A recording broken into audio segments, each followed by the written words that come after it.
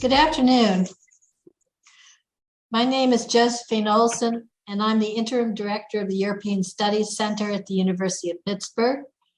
Welcome to this month's conversation on Europe, which is part of our Year of Challenges Facing Europe. Today's topic is State of Democracy in Europe. You will have the opportunity to ask questions using the Q&A function. Please feel free to post a question at any time during the discussion. We will try to get to as many of these as we can. Today's conversation is sponsored by the European Studies Center, which is part of the University Center for International Studies at the University of Pittsburgh. It is co-funded by the Erasmus Plus program of the European Union.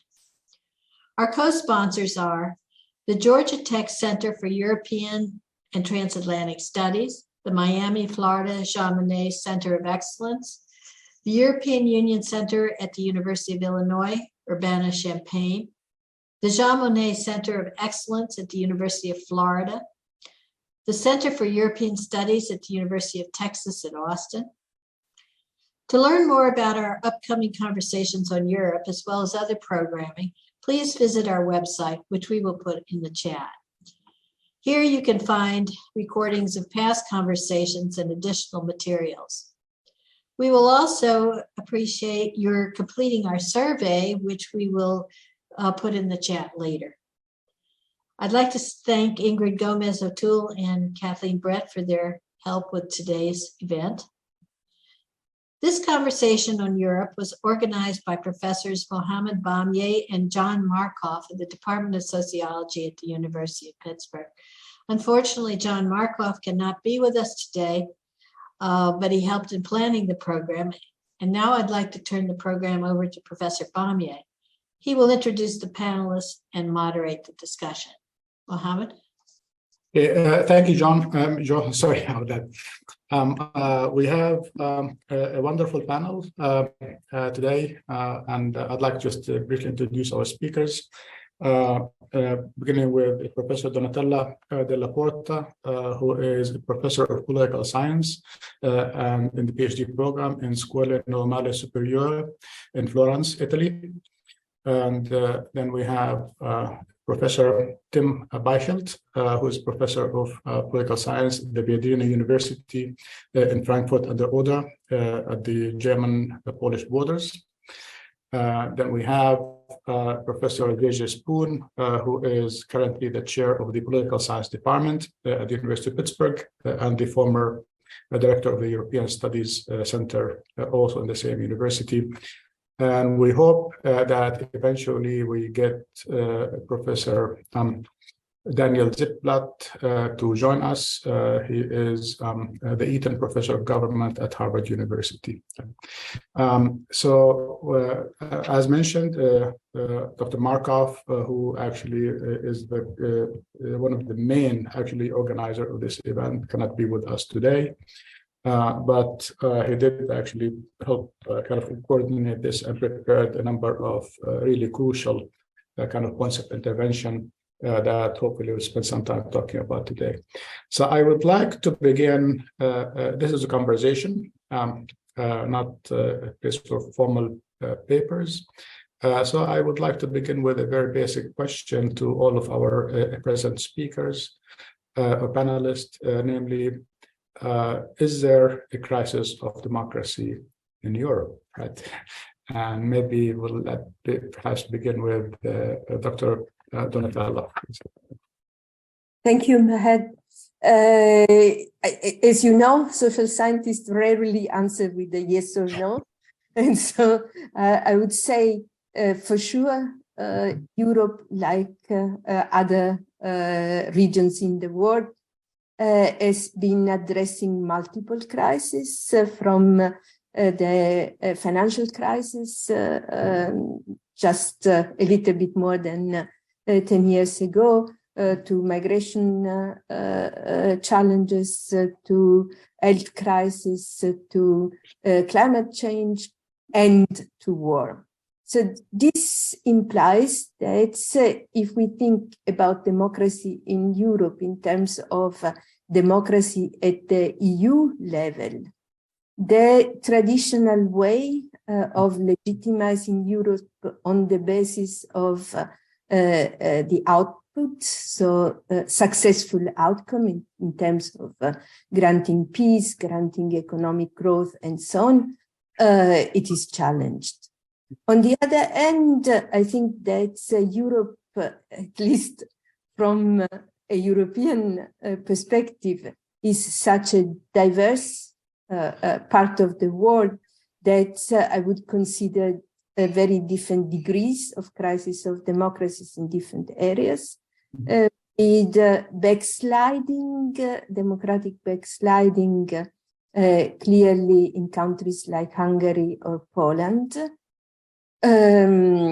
Backlashes on and off in several countries with the rise of the radical right in power, like it is in Italy in this moment, but also different type of constellations. The crisis implied also at the national level and at the supranational level, reduced transparencies, reduced accountability.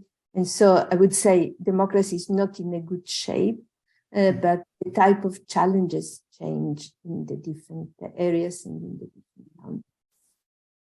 Okay, thank you, Donatella. Timm, same issue.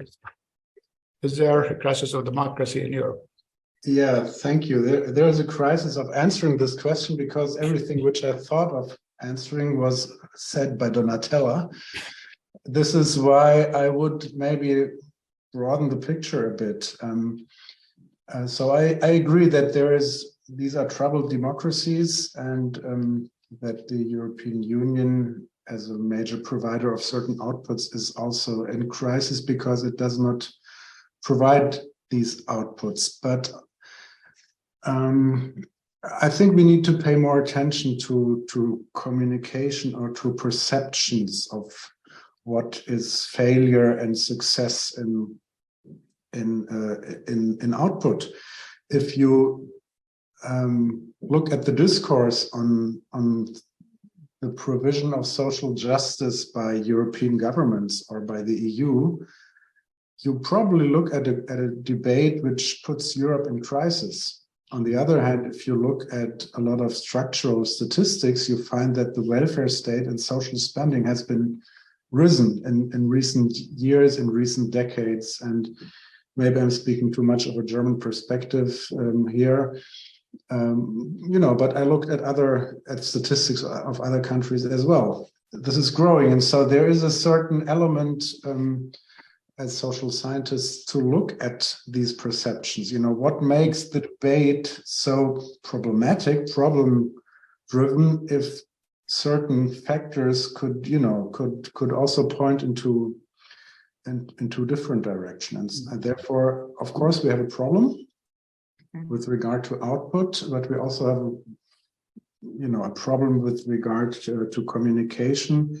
And the challenge is, I guess, to get back into arenas of deliberation, which has been increasingly difficult because of these echo spaces and these various arenas in which people who discuss politics don't have contact with other milieux, with other groups anymore. So this is also a crisis on the level of perceptions of what is problematic about democracy. Okay, thank you, Timm. Thank you, Timm. Jae-Jae, do you want to add anything to what has been said? You guys took all my ideas. Thanks, Mohammed, for organizing this, giving us a chance to talk about this. So I think to just add to what Timm and Donatella said, I think a couple of things that we want to think about, and as we continue with the discussion today, is I think first, what do we mean by democracy? Right? Are we talking about democratic institutions? Are we talking about, as Timm said, sort of perceptions of democracy, efficacy, satisfaction with governing institutions, with just these kinds of things, or are we talking about sort of the institutions themselves? And so I think those are two things that we want to think about when we think about the idea of crisis, but also the idea of challenges, and sort of what level we're talking about. I think we also obviously want to think about the sort of point of reference, right? If we're thinking about sort of the East European context, obviously we're seeing the illiberal turn in places like Hungary, in places like Poland. And, I think we could all agree that we're seeing democratic backsliding from an institutional perspective, but also obviously at the individual level, right? In terms of that connection between individuals and government. But, I think the question is, if we are seeing sort of a crisis of democracy or challenges to democracy in places where we're seeing the rise of the far right, in places like Italy, in places like Sweden, right, for example, and in other places, right, is that a crisis of democracy? Obviously, if we look at what these parties stand for, we can argue that in some ways they're very anti-democratic, but they were elected through free and fair elections, which from an institutional perspective is sort of a hallmark of democracy. And so I think, again, sort of thinking about, what part of this are we looking at? Because even though we are seeing, for example, the rise of populist parties, the rise of these sort of anti-democratic parties, the majority of Europeans, especially in the West European context, are still voting for mainstream left and right parties, right? There's still, although obviously we know that we're seeing lots of electoral volatility and we're seeing lots of, obviously vote shares changing and voters moving around and de-alignment and all these kinds of things. If we look across countries, most voters are still voting for some version of a social democratic or a Labour Party or a conservative or a Christian Democratic Party. And so, on the one hand, sure, and we can talk about, and I know some of the questions, Mohammed, that we'll get to about sort of the parties themselves and what they're actually doing. But if most voters are still voting for sort of democratic mainstream parties, are we seeing on a party perspective, are we seeing sort of this crisis? And if voters are dissatisfied with those parties, then in a democratic system, we would expect them to look for other alternatives. So they are looking for other alternatives. The far right and also the far left are offering those options. Now, the parties themselves, once we dig into them in terms of what they actually stand for, are often supporting anti-democratic types of things. And so, again, I think I just come back to, and things that we can talk about more. Sort of, are we talking about at the individual level, at the institutional level? What these parties actually, for example, are, what they're standing for is different necessarily than how they got into that place. So I guess just some thoughts to sort of start us off with. And so I think, I remain kind of, the jury's out, in my opinion, on whether we're in a crisis of democracy because of all of these different ways of thinking about this. So we can come back to this at the end, and we'll see where we end up. But just to start us off. Okay. Thank you, Jae-Jae. That gives us a little bit a kind of a more complicated picture already than we started with. That we have a crisis in real terms, but also a perception of a crisis in other ways. That certain things are working. Basically, the welfare state is still delivering, perhaps, especially during the time of COVID. We heard that there are communication problems, basically, but also there are questions of transparency and questions of, and then also the what we know or we can agree on, that there is democratic backsliding in some countries, but perhaps not all of them. And then there's the question of the level of democracy we are talking about. And I think all these issues will probably come again in our conversation. I'd like to shift into kind of the groundworks of what we're talking about, the democratic crisis. There's an argument that part of the crisis we're talking about, if there is a crisis, it has to do with the kind of the declining distance between political parties.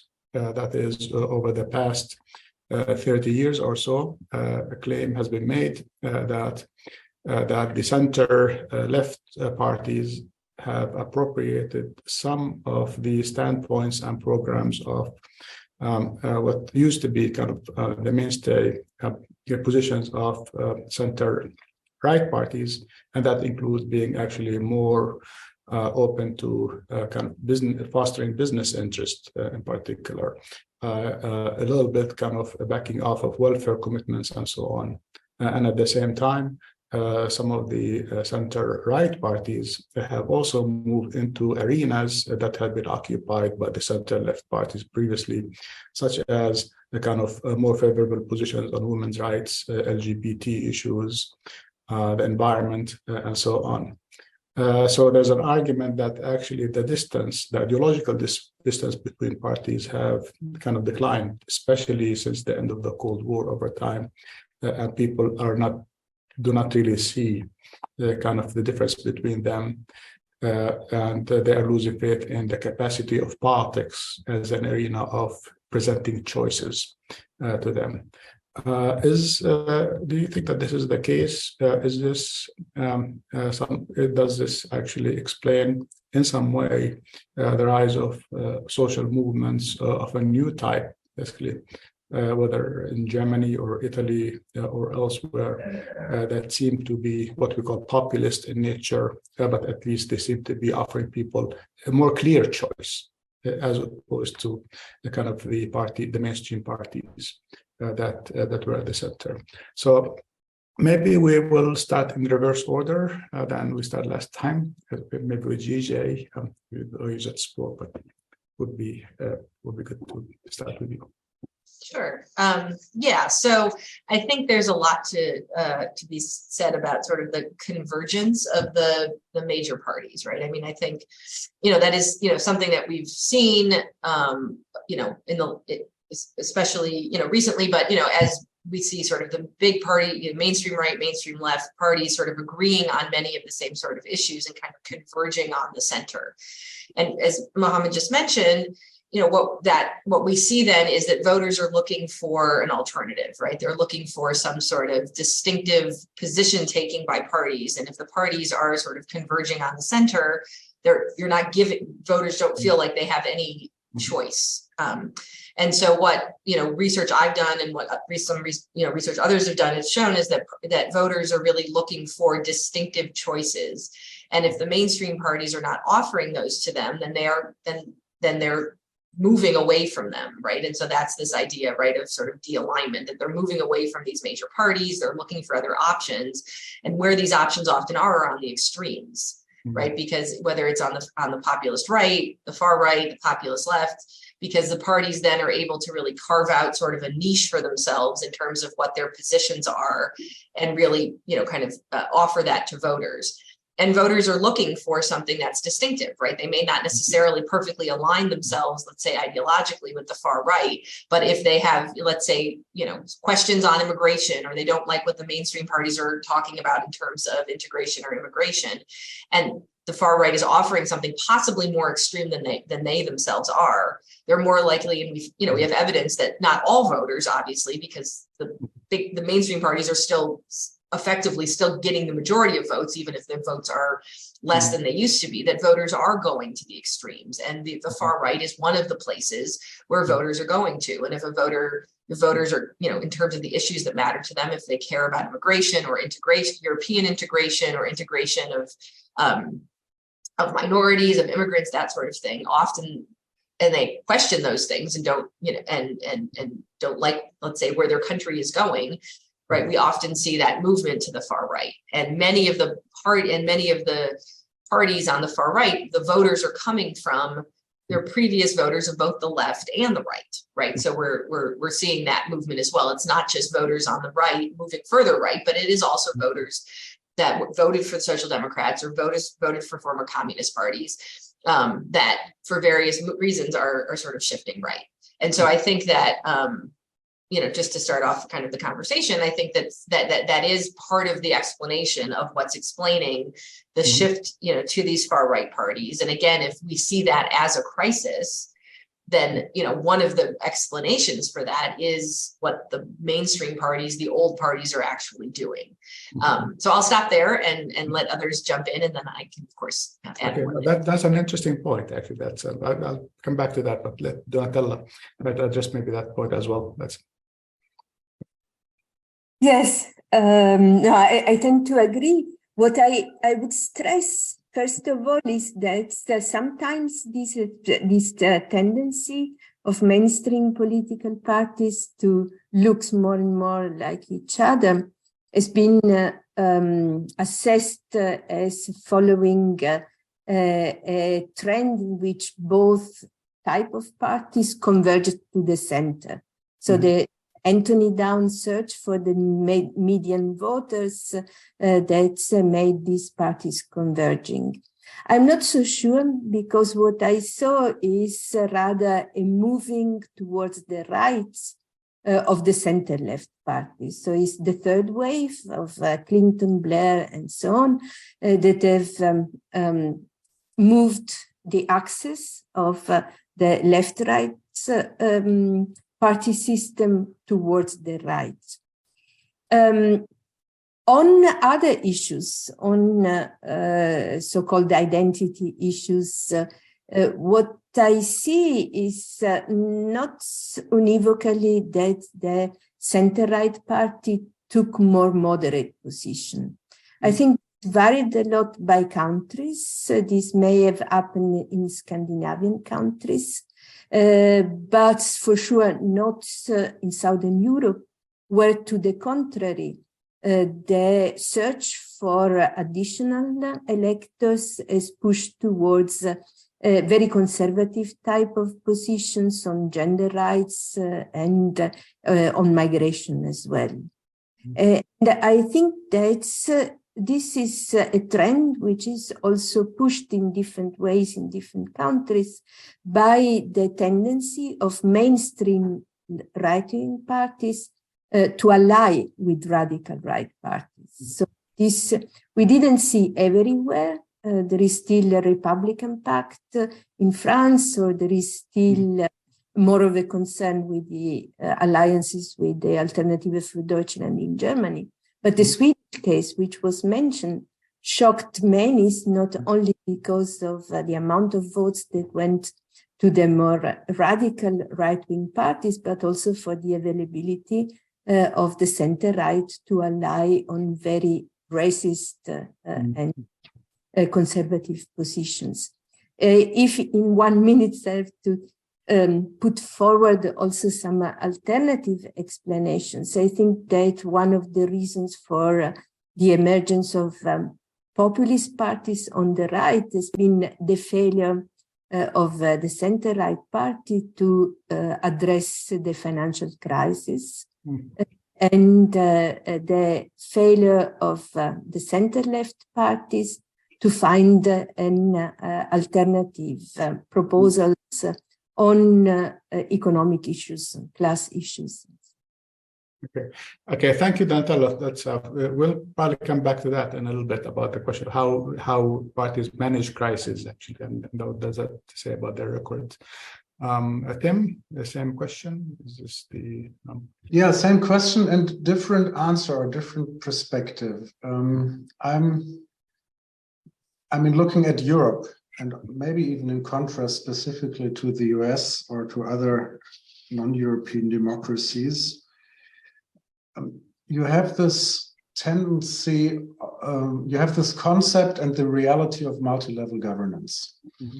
And again, as a German political scientist, I'm used to consequences because I have been trained to look at German federalism. Mm-hmm.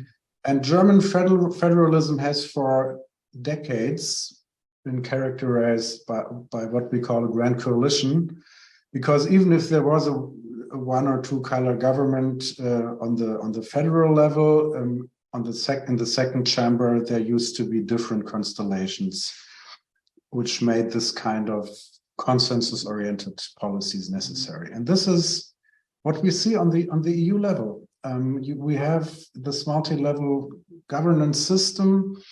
We have different actors from different spheres, which have to come to terms together, and then they rely on countries in which there is this grand coalition, Germany, for example, which means that a lot of policy outcomes which are created and are outputs in the terms of laws, of legal acts, somehow form a consensus thing. You know, it's not a lot about competition on ideas or even on ideologies. It's more on working together, co-producing texts, which then in the EU has this, you know, some people like it, I don't like it, has this character of juridified policies. whatever whatever there is as legal act on the EU level is much more difficult to get away with than in, so to say, small democracies, or I don't want to say small, I want to say democracies with clear opposition and coalition structure. We have this, on the social charter. We have this in migration policy, where the European Charter of Human Rights has set a certain standard. No party can go below that.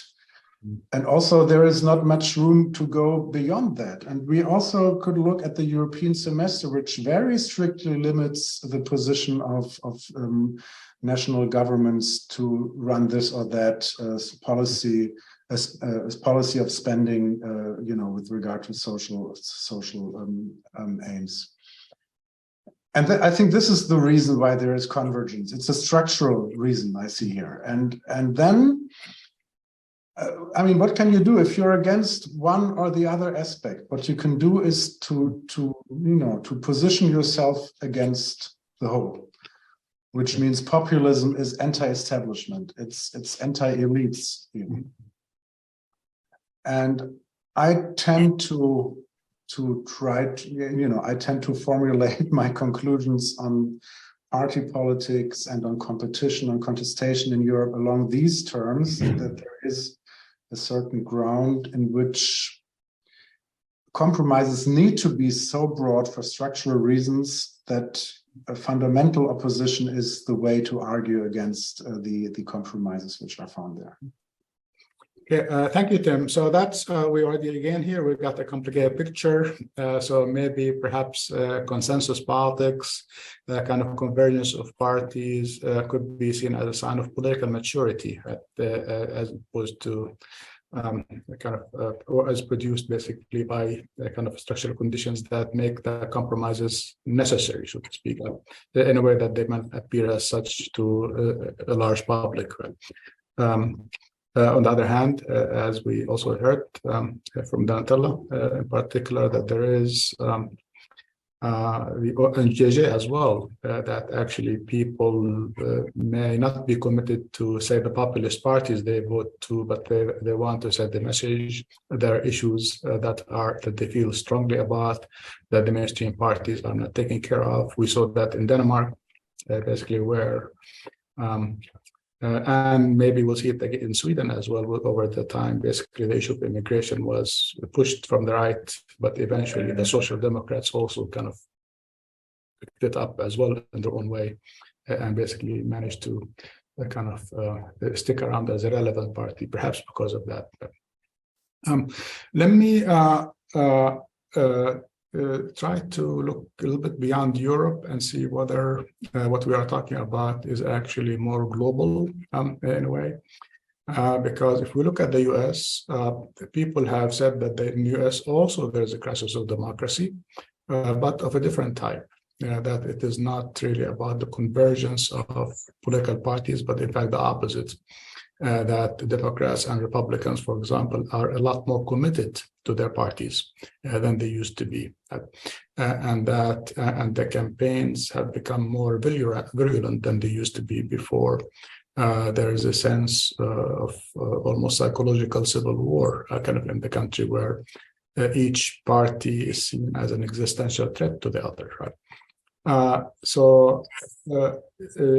Even though this panel is about Europe, but I was wondering whether basically we can look at what is happening in the US as the opposite of what is happening in Europe. So a crisis of democracy, but of a different type, right?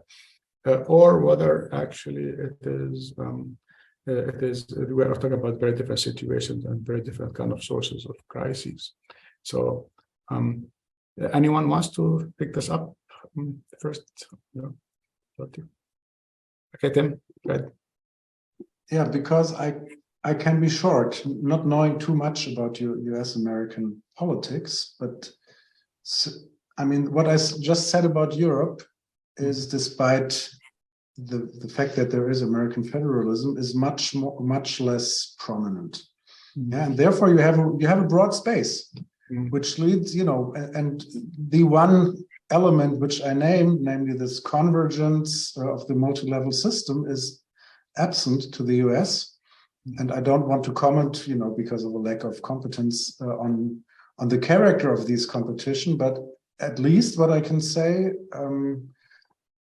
programmatic competition is possible.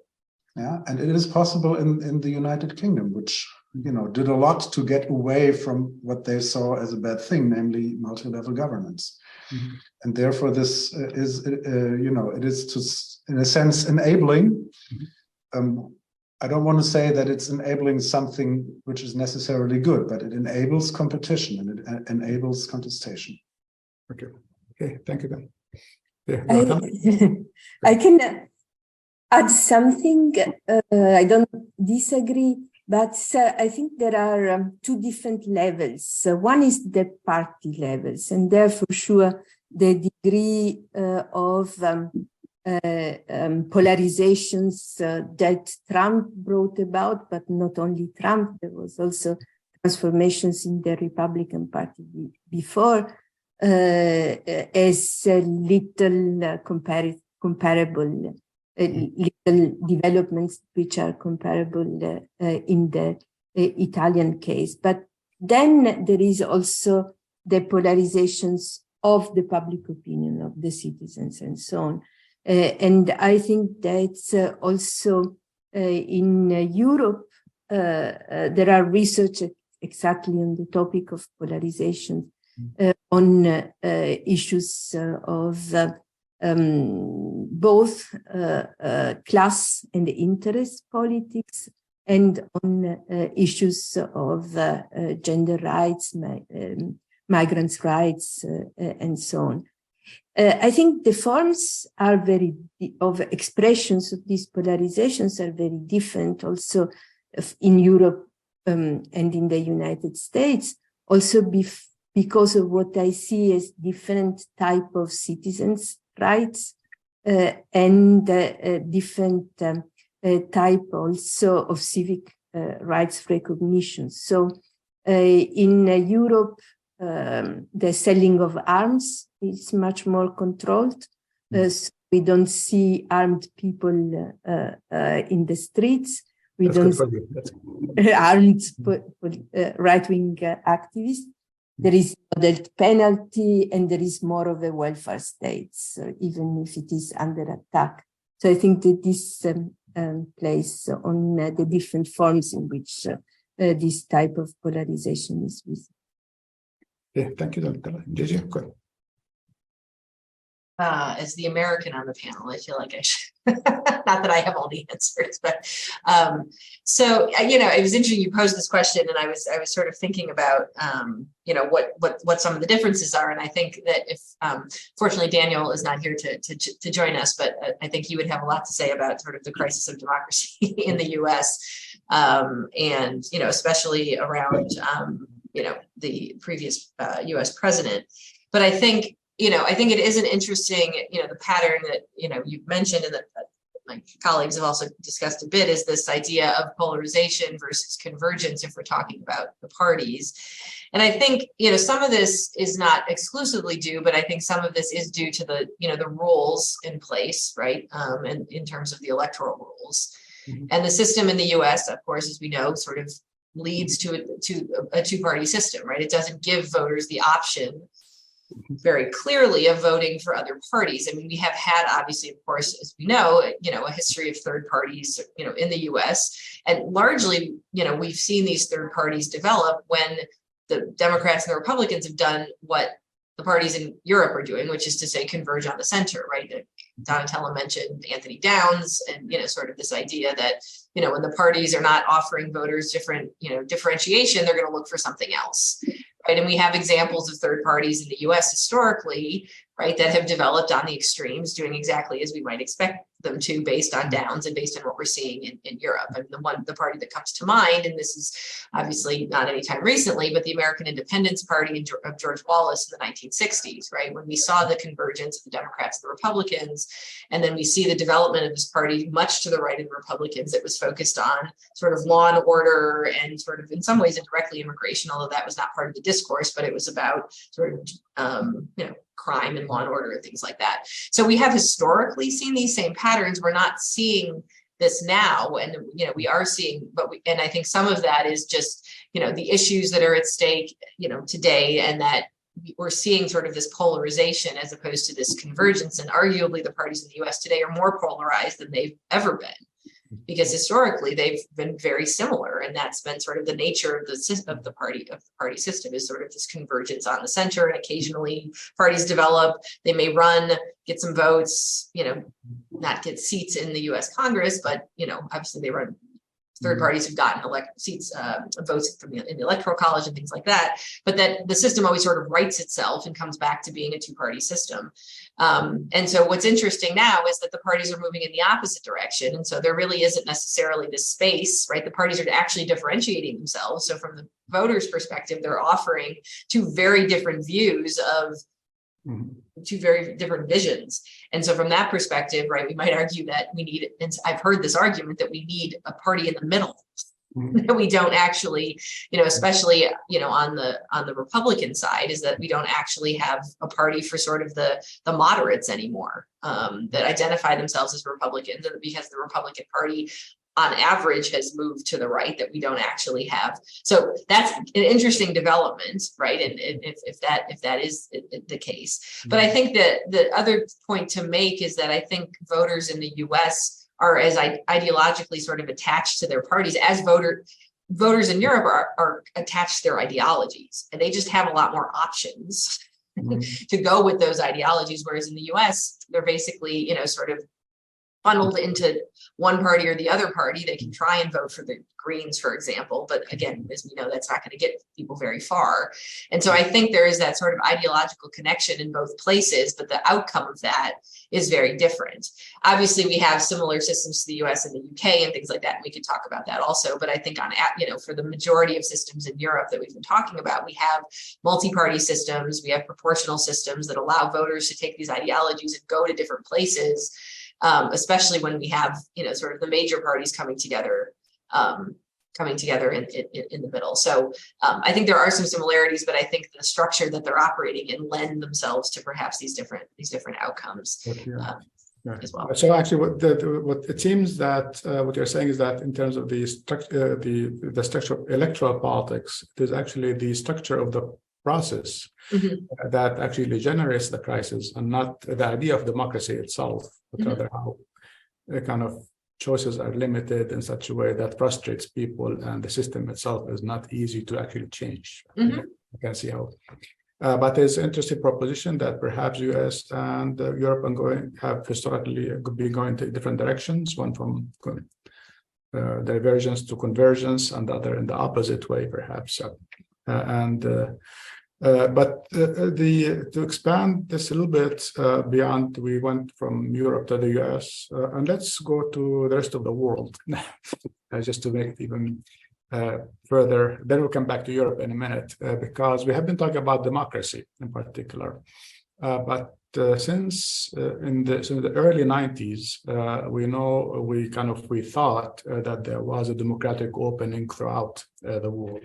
Basically, it's happening. That was Russia, right after the Cold War, where there seems to be kind of a chance of democratic opening happening. Even China, right? Today, Jiang Zemin died, who is the person who was the president of China at that point, and his time is kind of was described as being a time where you have not just economic openness, but also a kind of a political openness in a little bit, at least, and that is being closed down right now. You have Erdogan in Turkey, whose first 10 years in power seem to be associated with expanding kind of democracy in Turkey, putting the military under control and so on. But then after that, you have the reversal of all that stuff. You had the Arab Spring revolutions, which also kind of were seen as civic, democratic kind of revolutions. And you did have one democratic experiment that came out of them in Tunisia that has recently been undone.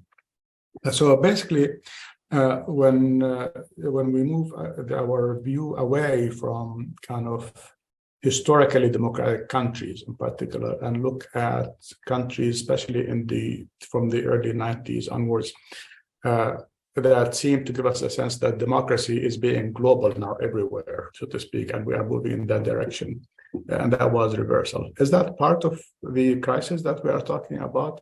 Namely, not just democracy is maybe declining in historically democratic countries, but rather elsewhere in the world where you had democratic openings, they can be called that. Those also have been reversed as well. So it's are these things really connected or not? Donatella, you want to say something about it? Yes, I think they are certainly connected. I would warn against the visions of either trends or so specific type of differences in time perspective, because my impression is that we as social scientists often tend to follow the waves, and so to expect or imagine better than expect that there is a progressive moment and the regressive moments. And in this, we tend to overlook other type of processes that are ongoing. So I agree that there is in general backsliding, democratic backsliding, and many hopes that developed for quick changes during the Arab Spring are overcome. But I also think that there are still moments of contestations. Take Iran in this period. Take 2019 in Chile or ongoing protest in Hong Kong, resistance in different places, and also resistance to some of the most representative leaders of the backsliding. So Trump is no longer president, Bolsonaro is no longer president. So I think we have to consider also this type of developments, and the fact that I did some work on the Arab Spring, and once an activist said, we thought the revolution was a moment. We realized it is a process. Mm-hmm. So that it is a process means also that things that happen, like Gezi Park in Turkey and so on, have been repressed and didn't achieve very quickly the type of broad changes that they were expected to achieve. There was rather a backlash. But I think those seeds of democratic practices, democratic thinking, and so on are still alive. So probably broadening that perspective, we see backsliding, but also resistance to it. Yeah. Thank you for the good news. Yeah. I always tend to be too optimistic. Okay. Thanks. Okay, Timm, would you like to address this issue as well? Yeah, thank you for the question. I also think that these developments are connected. After all, we live in the era of globalization, but at least with regard to some cases, I would still tend to look at differing mechanisms. If you look at Russia and Turkey, not trying to explain everything now, but looking at these two cases, democracy also broke down because of state capture, or you could also simply say criminal, political elites turning into criminal clans. And this is what happened in Russia. And with this logic, democracy is simply not, it's not convergent. And the interesting thing seems to be, at Viadrina, European University Viadrina, my university, we have a policy even to include Russia into Europe. Russia is a European country. We used to say until February. Now, we haven't had this debate recently, but in general, it's Russia used to be a European country, not only because of geography, but also because of, civil society and certain intellectuals and elites and certain, also party politics, which have some similarities to what we know from Central or Western Europe. And then the question is, why do the Russians accept autocracy, or why do the Turks accept that? Being robbed in a way, or at least being led by politicians who are autocratic and have very, very non-decent outcomes. And it's somehow a fact which I cannot explain, but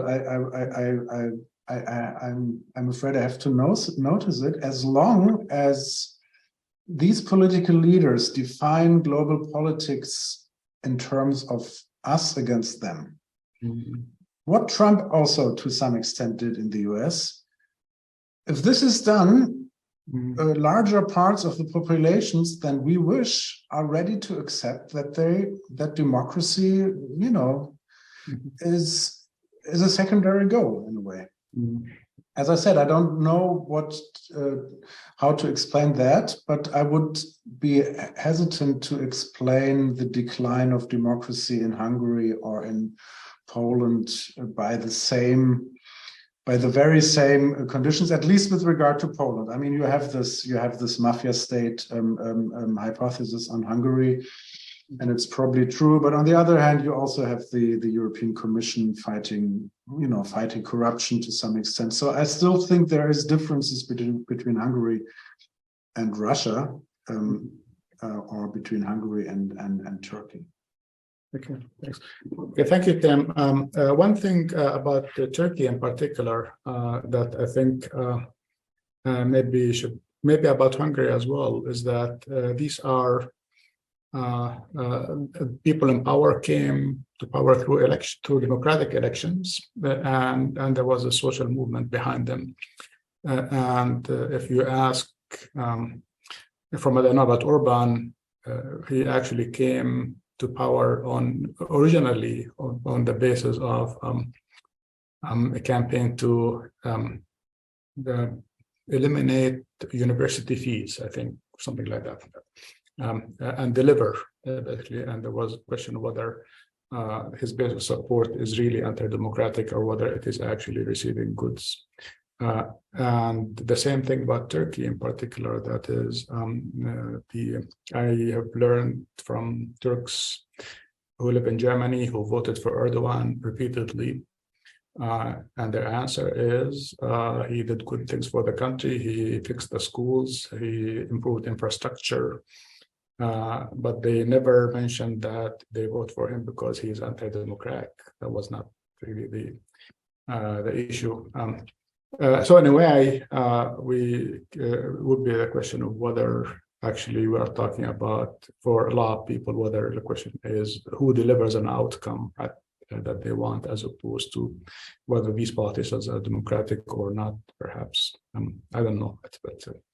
And of course, that was different from mafia kind of takeovers, like if you want, like Russia, perhaps, which is a very different process, right? And here we're going to talk actually about Putin coming to power through really democratic means, perhaps.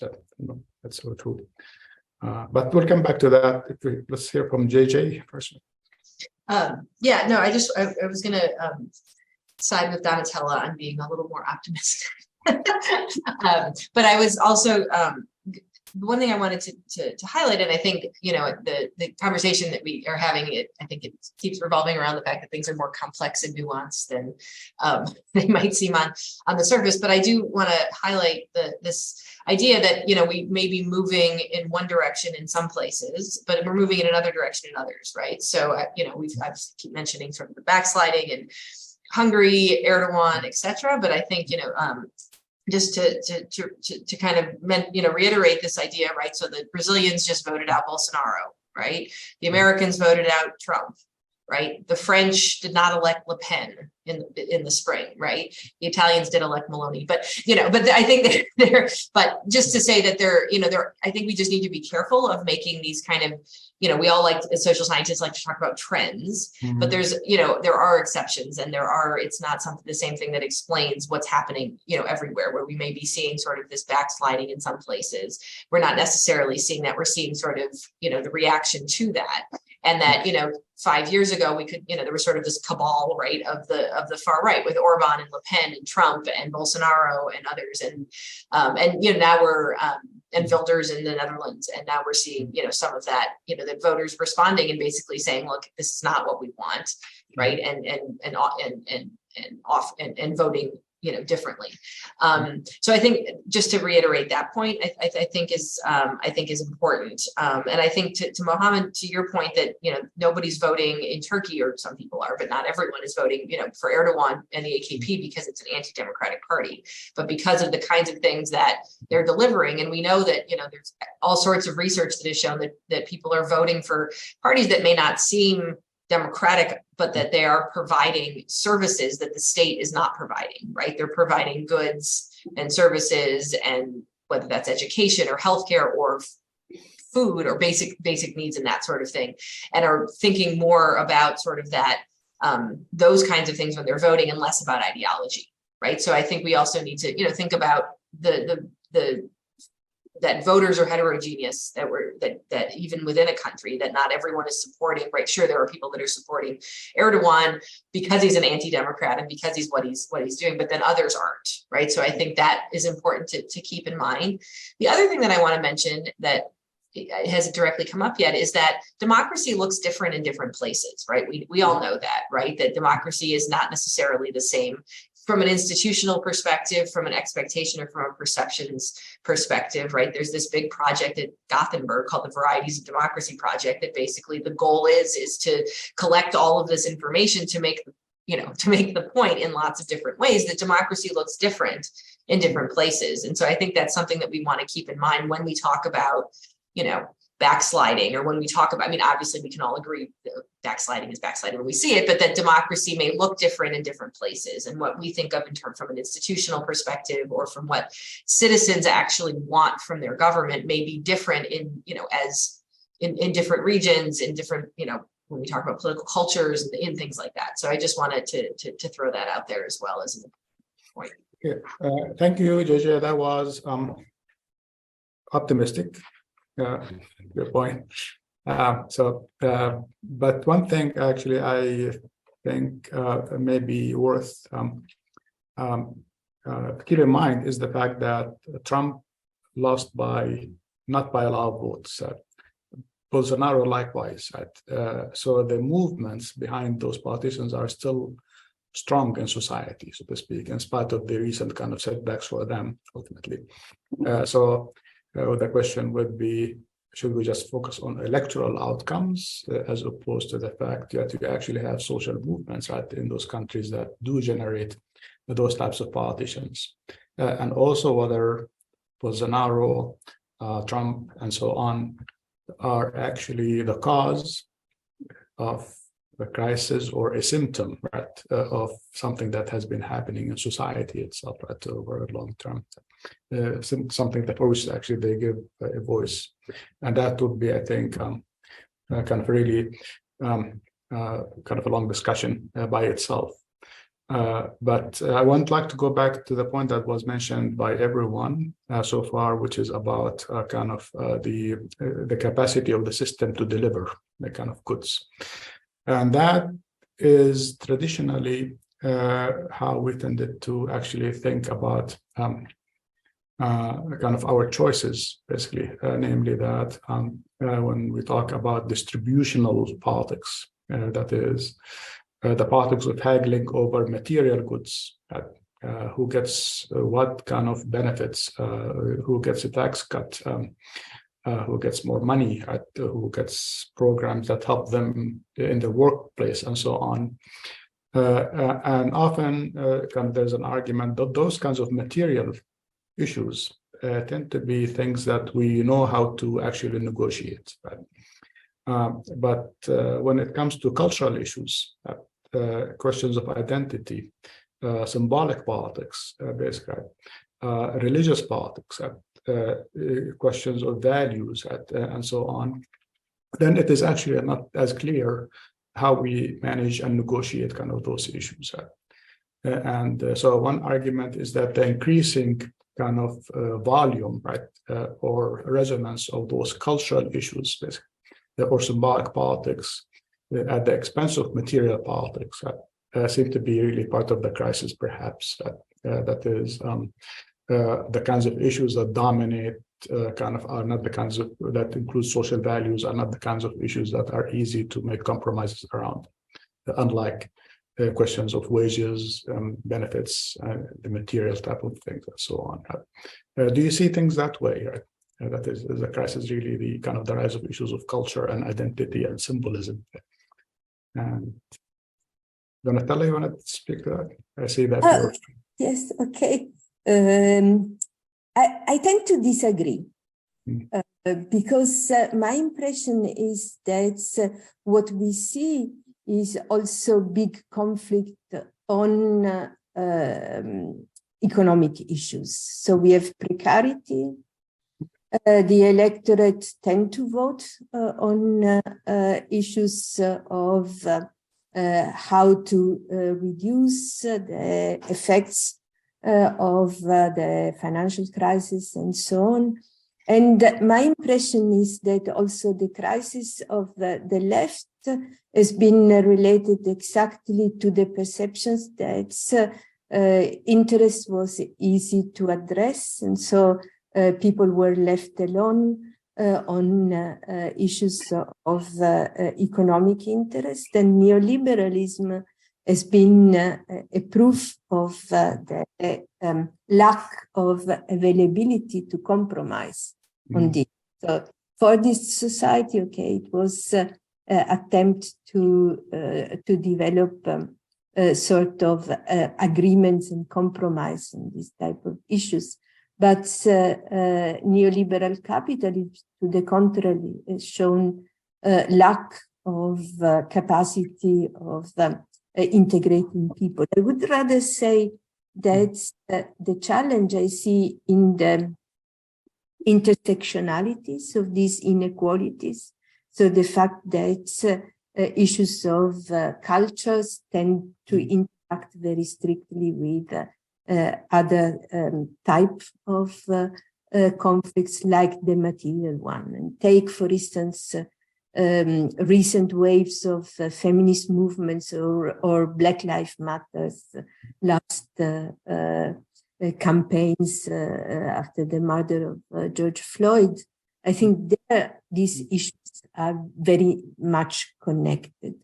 Although it is true that many of the right-wing populist leaders that we talked about tried to move entrepreneurially and, how can I say, strategically, the issues towards what I see as a common type of basis, exclusionary nationalism with racism and so on, and mixed with religious fundamentalism. So I don't think that it is because they are inherently different in terms of potentials for negotiations or non-negotiations, but rather because they've been used to sort of drive voters and to shift attentions, and this would be my. Okay, great. Okay, thank you. Thank you. Timm, in Germany, that's also relevant because it seems, I suppose, from German perspective, that distributional politics are still alive and well, but you also have issues of identity, culture, and so on, kind of on the scene. Do you see the equation kind of sort of? Could I interrupt just for a minute? I want to remind people, I'm not sure the question and answer is working. So if you want to put questions in the chat, now we have one question from Pavel when you have a chance. Okay, we'll come back to Okay. after this round. Oh, yeah, somebody does have a question Okay. Okay, Well, let's go to this round and then come to the questions. And perhaps so that's a question about. So we are talking about distributional politics as opposed to cultural / identity kind of values kind of politics, and whether one type of politics is more conducive to democratic deliberation versus the other. The question is to me? Yeah. Yeah. Yes. Well, if formulated in these general terms, I agree, of course. And I also would underline what Donatella said, that major problems arise in arenas of intersectionalism, of intersectional injustice or inequalities. The one thing here maybe I would like to add is maybe more even on the theoretic level. In particular, identity-related conflicts have to do a lot with recognition, obviously. And if looking at Axel Honneth's early work, and also, even in his early work, but also in his later work, there is he spends a lot of thought on what it means that recognition is plausible and is shared. Because it's easy to say, I'm not recognized with that or that regard. And if everybody, theoretically speaking, if everybody just looks at his own arenas where non-recognition has taken place, this does not lead to a societal, let's say, mechanism. So what we need is some kind of norm which is beyond the subjective perspective of what is plausibly seen as and as non-recognizable. And this has shifted quite a bit. I mean, it happens much more often nowadays than, let's say, 30 years ago, that somebody feels discriminated. And establishing these norms, going back to Honneth, depends a lot on the capacity of a society to establish these norms. If you don't have a society at all, theoretically spoken, you don't have the capacity to establish these norms. And of course, we all live in societies, but especially with regard to Europe, but maybe also to the transatlantic space, there's a lot of, transnational stuff going on, a lot of transnational activities, practices, different legal systems playing a role, or European, national, whatever, international. And this makes it much more difficult to agree on which norm, should be accepted by everybody, which opens an opportunity then for subjective views, to play a major role, because there's the norm itself is weak, is not plausibly formulated. The relationship, to use one precarious example, the relationship between men and women, if you in French academic circles and in US American academic circles, is quite different. And therefore you have these different relationships. And now what is, what's the right one? For me, as a poor German, moving between those two countries, which is the norm? I don't want to discriminate anybody. And therefore the issue of recognition becomes much more difficult in transnational societal constellations. Okay, great. Thank you, Tim. Jae-Jae, do you want to address this question as well? Sure. I guess to maybe circle back to Donatella's comment. So I think, it's hard to sort of disentangle the economic issues from cultural issues, right? So we talk a lot about sort of cultural politics, that sort of the divisions that we see across European countries is about identity politics, is about cultural politics, and it's not about sort of the distributional and sort of the economic. But a lot of research has shown that these two are interconnected, right? That individuals who live in areas, for example, that are, economically, going through economic hardships, the factory closed, people have large, don't have, unemployment is high, things like that, that they're more, sort of open to the rhetoric and to what the populists are saying, right? In other words, right, giving them sort of an out that it's, the reason that, there are these economic problems, the reason that the factories closed, all of this is because of immigration, right? So giving them, right, the classic sort of scapegoating argument, right? Sort of providing people sort of an explanation, and it's not because that people have not sort of gone through retraining or really thought about how to, have a dynamic, economy in the 21st century, but that it's because of the other that's coming in, that's taking the jobs, that's, all of these sorts of things. So I think, we can't talk about, these things separately from each other, that we really see that we haven't, I would argue that, we haven't really completely shifted away, sort of from these economic debates and these economic issues. And now that we're just in this space of cultural issues, but that the economic side of things, still matters, and it's being filtered through, right? So that if we want to try and understand sort of the vote for the far right, for example, that it's, that it's sort of economic issues being filtered through kind of cultural issues, and that's where we sort of end up with, the support for the populist right, or even the populist left in some places. So just to kind of add that to the conversation as well. Good. So we have actually kind of a situation where kind of we still have the old-fashioned kind of materialist politics, but kind of the perspective that you use to look at them kind of includes those kind of cultural elements, which complicates kind of the picture as well. We have, it looks like, questions coming through the chat, or a question and answer function, which now seems to be working. And there is one question from Randall, but let's see. It says, interesting discussion of parties, political leadership, and electorate. Two questions.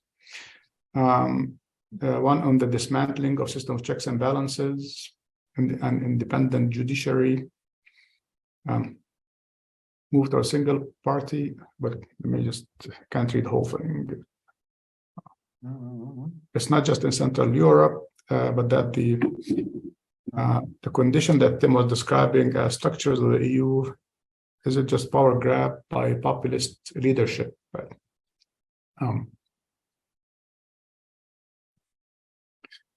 Okay, and I think the question here is really about I'm not sure if the question is about any specific country or about kind of the EU overall, basically. Second question is about the media and the role of freedom of press, which is often understood as part of democracy. We are in a moment where traditional media is crumbling. Social media is partly responsible for that transformation. Fake news, accusations, and attacks on the press are increasingly common, and yet in Europe, states typically have state media that function, whose function have more prominence than public media in the US. Is there a link between any changes in democracy and change in media, especially modern media, and how it is operating? Anyone wants to kind of, and this is actually, I think, a crucial the kind of issue we hear a lot about, kind of the effects of social media in particular on behaviors and how essentially, as opposed to the free flow of information, the kind of that utopian expectation out of the internet, we end up actually with kind of an opportunity given to various people to actually gravitate toward what they already know, basically, and a more is that the problem, or is that the source of the problems that we are talking about? Tell you again, start. I always prepare myself by unmuting my mic. So, of course, democracy is communication, and changes in the forms of communications are extremely relevant. And what I think we have to consider is that they interact with processes that are ongoing in terms of qualities or lack of qualities in the democratic system. So the development of social media had very high impact, but the use of social media tend to be very different. Mm-hmm. So I think that one could say that there are potentials that the different technological transformations enable, but what we saw with research is that still there are different medias that are used at the same time. That, for instance, if we think about the capacity of some of these right-wing populist leaders to have an impact by spreading conspiracies during the pandemic time, the circulations of fake news was very high, and especially conspiracies like QAnon were spread online. But I think that they were spread online, but there was also a broad set of an integrated set of different media. So Trump was controlling not only social media, was not only influencing social media, but also televisions, print media, and so on. So I would say, yes, transformations in the communication system count a lot, but I don't think we should focus on one technology or the others, but rather on the ways in which they are used, and they are used usually layering out one upon the others. On the issues of check and balances, yes, I think this has been a trend that has been used especially by some leaders of the populist parties to reduce check and balances, and this has also reduced different forms of accountability than one at an impact. Those as well. Great. Thank you, Tella. You. Good, thanks. Jae-Jae, do you want to speak to that issue as well? Yeah, to add to the discussion of social media, and I'm no expert on this, but I think that what's interesting is social media sort of democratizes information, right? Just in terms of access to and the ability to in some ways create community, but it also creates an echo chamber, right? In that you're creating a community and you're interacting with individuals that generally agree with you, right? And so if we look at examples of how the January 6th riots were organized in the US, right? I mean, it was largely, this was done as an example, and there's lots of other examples, but largely done through social media, right? And where individuals can come together and find like-minded individuals and, end up, participating in a very sort of anti-democratic activity. So I think it is a challenge. I mean, I think social media is an interesting, as one type of media, obviously the diversity of media as well, and in other other types as well we can talk about. But I think social media is an example of that, is both creating a space where the costs are very low, and being able to sort of, again, that sort of democratization of information and that sort of thing. But it also creates, sort of creates this place where you're just hearing more and more of what you already agree with, and not necessarily participating in sort of democratic deliberation or democratic discussion, because we know that most people want to find spaces where everyone agrees with them, as opposed to a conflictual space. So I think that's an interesting sort of development in terms of what that means for democratic discourse as well. I think the other thing to just in relation perhaps to the first question, I think that I think something that we may or may not actually have time to get to, which is the role of the EU in supporting or not supporting illiberal leaders, right? And serving or not serving as sort of a democratic check, right? I mean, it took the EU until recently to sanction Hungary, right? It was only in October, I think, where they where there were sanctions against Hungary and against Orban for issues of rule of law, and that took quite a long time, and so I think we can think about the EU as the supranational democratic institution and the role that it may or may not play in acting as a check on sort of illiberal leaders. So, is the EU part of the problem then? Next to this, I mean, it can be, right? I mean, it arguably could be part of the problem, right? If it's allowing member states and their leaders that are clearly anti-democratic, like Orban in Hungary, right, is sort of the best example of that, right? If it's allowing them to stay, as part of the EU, right, it can't kick out anyone necessarily, but if it's not sanctioning the behavior, or it's taking quite a while, which in the case of Hungary it did, then it's not serving as this check on democracy in ways that perhaps it never was supposed to. I mean, that's another question, right? Was that ever the role of the EU? Obviously, countries needed to reach certain check certain boxes, whether it's politically, economically, etc., to join the EU, right? We know that that's the case. Obviously, Turkey has been in this process for a very long time, and other countries as well. But the question is the role of the EU to sort of keep tabs on its member states? I mean, that's probably a bigger question than we have time for today. But I think that lends this, to this question of, is the EU part of the problem in terms of what we've been talking about? But was it ever set up in a way to, with the expectation that it would serve as a check on the member states? Thanks. Maybe we could pose the same question to Timm, if you want to deal with it. Is the EU part of the problem, or could be part of the solution?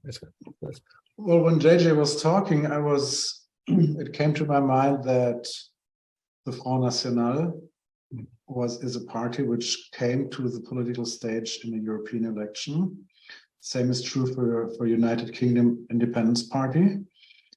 Both cases were in national electoral law, which had been designed to keep out extremist forces, or needed to be overridden because the European Parliament has been elected by a different voting system. So, I mean, of course, it's a multipolar world in a multi-level governance system, and there are effects, to each of many possible directions, and these can be bad or good, depending, of course, on the normative stance. You also have persons who say that more contestation in the European Parliament or in the European sphere is a good thing. Leftist populism, for example, is seen as is seen differently by different authors. And so it depends a lot on the level and on the norm, which is hard to be established in such a multi-level context. I don't know. I mean, of course, in early steps of my career, I wrote a lot about transition, transformation, becoming of democracies, and there the EU certainly had this function of controlling in a way a democratic development, which made the EU, if you think about Schengen plus Bulgaria, Romania, and I think Croatia, which introduced this element of checking member states in arenas which were not really relevant because of other things which were relevant, namely the corruption.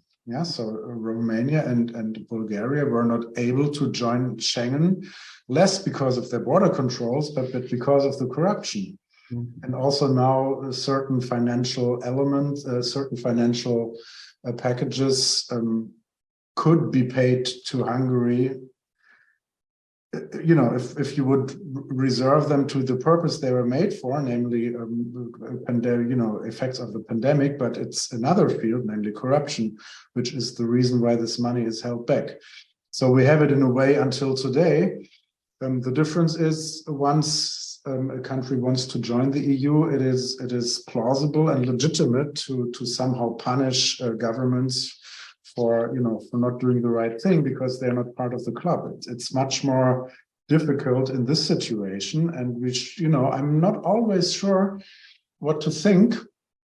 I'm really saying this. I'm not sure what to think when some Polish conservatives or some of the not so radical Hungarian conservatives claim that they're standing for the true Europe, that there's also other ways of leading lives in Europe, other life worlds. I'm not really sure. Does it belong to democracy, let's say, in Poland, which consists in the majority of conservative persons?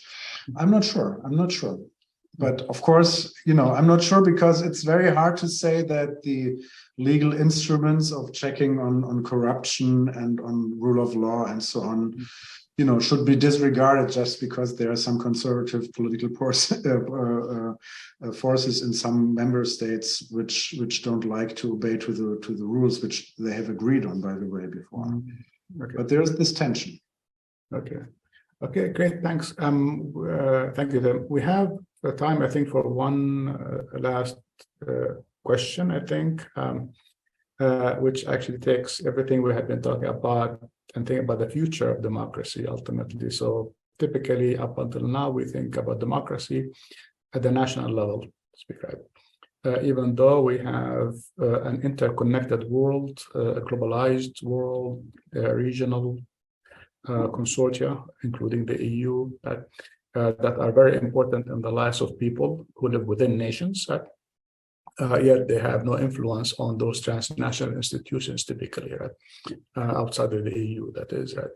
And the same thing, you have the regional level, the subnational level as well, where you do have movements that actually are very have vested interest in local identities and so on.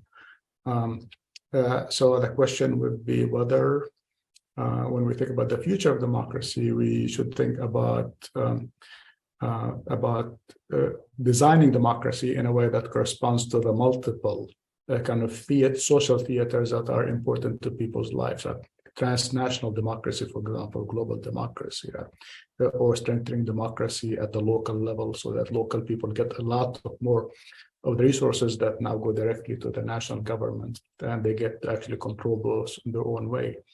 Do you see this as actually part of the conceivable future of democracy, part of the way to correct the problems of democracy, if we agree that it has problems or crises, or other levels of democracy that we can think of beyond the national level?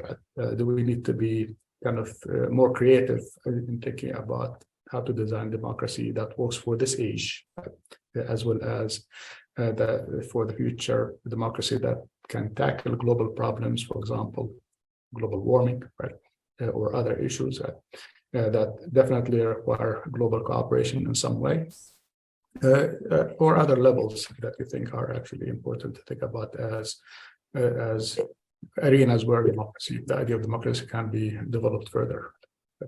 Anyone wants to? Yes, I can start. But I think I can see better at the local level how participatory and deliberative forms of democracy can be developed, with the shortcomings that the effectiveness of democracy at the local level is hampered by the multiple dimensions of the problems.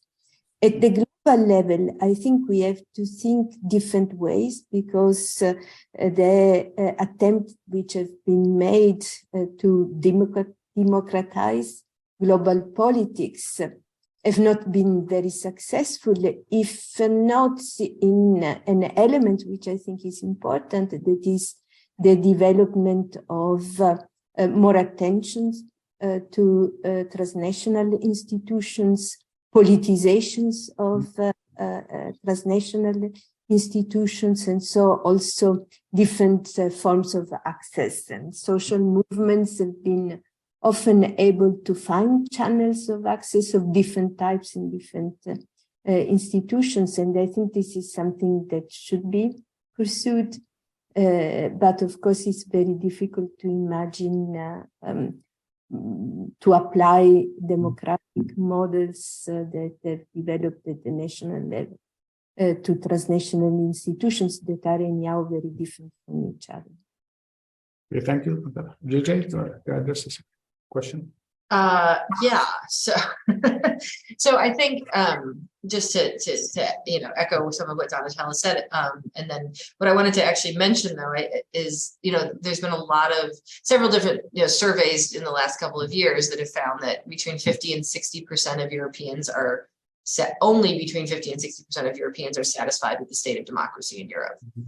And I wanted to make sure to mention that, because I think, this might be an interesting, kind of important as we kind of close the conversation, that on the one hand, sure, you could say 60% of the population, and again, there's this is a big, sort of sweeping statement, right? This is, covering all of, sort of European countries, right, that 60% are satisfied, but the flip side of that is that 40 to 50% are not, right? And so I think that leaves open and perhaps a point of kind of as we're closing up the conversation to think about this exactly, what is the future of democracy? What would make that 50% of the population satisfied with the state of democracy? And obviously, that varies, from, a low of about 40% of Spaniards that are satisfied to a high of 70% of Germans. But even at the high end, we still have 30% of Germans who are not satisfied with what's going on. So I think, as Donatella said, I think at the local level, thinking about, sort of democratic deliberation and sort of interesting, sort of new models of deliberation at the local level. I think some of the dissatisfaction is about sort of maybe not a crisis of democracy, but a crisis of representation, right? And not feeling represented by, and this goes back to, you got the parties person here, so it always goes back to parties, but you've got sort of perhaps a crisis of representation of people not feeling represented by the parties, the movements, whatever it may be, and so adding that sort of local, giving people more of a chance to deliberate and actually have influence from the local level, and actually not just a sort of just. But that actually, so that deliberation actually matters, that actually may influence policy and that may influence outcomes. I do think that, for a lot of the issues that we're faced with today, climate change being one of them, these need to be handled transnationally, right? And that is obviously the role of an institution like the European Union, not without its problems, right? We know that we've talked a little bit about some of those, but if we're going to address an issue that is clearly transnational, we need a transnational organization, right? And climate is, of course, the climate change, pollution, these kinds of things are obviously best handled by transnational organizations. But the question is, do individuals, right, do citizens feel represented by these organizations? Sure. The EU obviously has a representative arm to it, which is not without its issues that we've already touched upon, but many other organizations, transnational organizations, don't. So how do we kind of add, infuse democracy right into these? I mean, the EU has always been plagued by what, has been known as a democratic deficit from its start. So, there's room for improvement there. And the last thing I'll just mention is this, sort of something that's often referred to as digital democracy, right? Of sort of, thinking about how we can have sort of democratic participation, deliberation, and these kinds of things digitally, right? I mean, I think it's Estonia that has basically moved all of its everything online, right? From voting to any sort of, government services and things like that. And I didn't have a chance to look at sort of what the Estonians think about their democracy, and, on this sort of satisfaction, but in these recent polls, but in general, as far as I know, that there's much higher levels of democratic satisfaction there. So I think at the end of the day, it's being creative and thinking about how we can address, some of these challenges, whether it's challenges of democracy, of representation, of many of the things that we talked about. Okay, well, unfortunately, we're out of time, but Timm, if you want to very quickly solve the problem in 2 seconds. Well, no, I don't have, in fact, much to add. I agree, and also learned a lot from these 2 contributions. So thank you for inviting me again. Okay, thank you all. That was really wonderful. I definitely learned a lot, Thank you. and I'm sure our audience did as well. So, And thank you. We have a survey that's in the chat. I think she also sends it out, but if you want to fill that out before you leave us, that would be, thank you very much, everyone, for participating. thank you all. See you. Thank you. Bye. Thanks, everyone. Thank you.